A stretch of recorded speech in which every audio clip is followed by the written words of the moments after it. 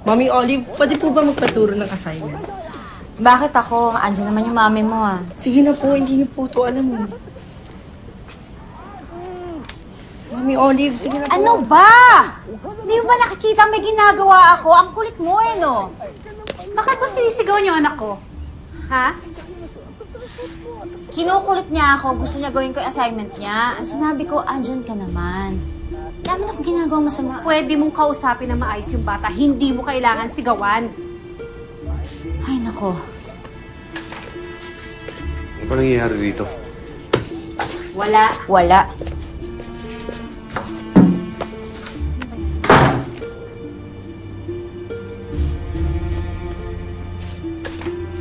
Ulit? Madali lang yan, no? Tignan mo, ha?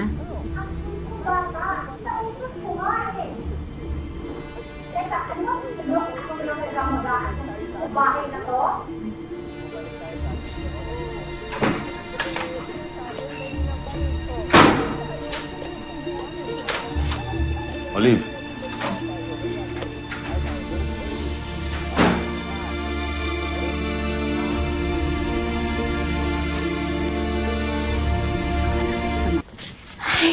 Alam mo, gusto ko talagang mag-sorry sa'yo. Kaya yan ang peace offering sa'yo ni Mami. Pasensya ka na, sobrang stress lang talaga ako sa kapagod kaya ako nagkaganon. Promise, hindi na talaga yung mauulit. Hindi na tayo mag-aaway. Okay na.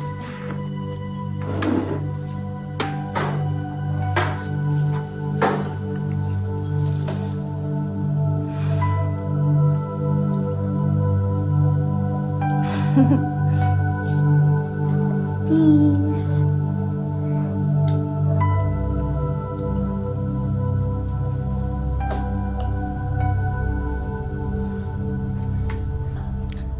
Mami Olive, hindi po ako makahinga. Ha? Ano nangyayari sa'yo? Bakit? Hindi lang lalamunan ko.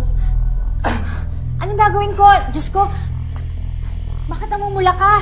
Naku, anong gagawin ko? Anong gagawin? Paano bang ginagawa pala ganyan ka? Jonas, anong gagawin natin? Ano nangyari, anak? Nahirapan ka huminga? Masakit? Masikip dito? Anong pinakain mo sa anak ko? Halika na, bilisan mo! Tatinig kita sa emergency, anak. Bilis, bilis! Dahan-dahan lang, halika na.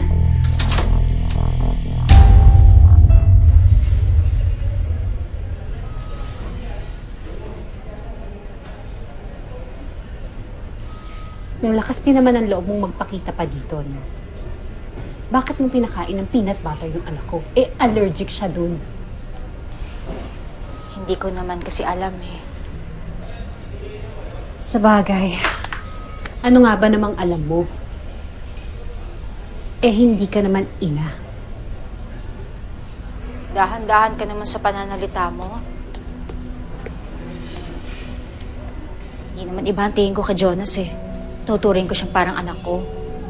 Saka hindi ko naman talaga sinasadya. Saka, teka lang. Kala mo naman kung sino ka magmalaki. Kala mo naman napakabuti mong ina. Eh, iniwanan mo naman siya. Sila mag-ama. Umalis ako nun dahil yun yung tamang gawin ng panahon na yun. Alam mo, hindi ko naman kailangan magpaliwanag sa'yo eh. Dahil hindi mo alam kung anong pinagdaanan namin ni Gary nun. Yun nga eh, wala akong alam sa nakaraan nyo. Kaya pwede ba, huwag ka rin sana makialam kung anong meron kami ngayon. Ano pa bang gusto mo? Bakit ka pa ba bumalik? Masama ba na gusto kong makita yung anak ko? Na gusto ko siyang bisitahin? Ganyan ba ang tingin mo sa anak mo? Parang isang bagay na pwede mong iwanan, ipatingin sa iba, at kapag naisip mo, saka mo lang babalikan. Gawain ba yun ng mabuting ina? Kahit ano pang sabihin mo, anak ko pa rin siya.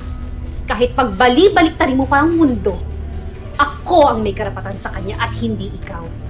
Dahil ikaw, mananatili ka lang sampid sa bahay ko.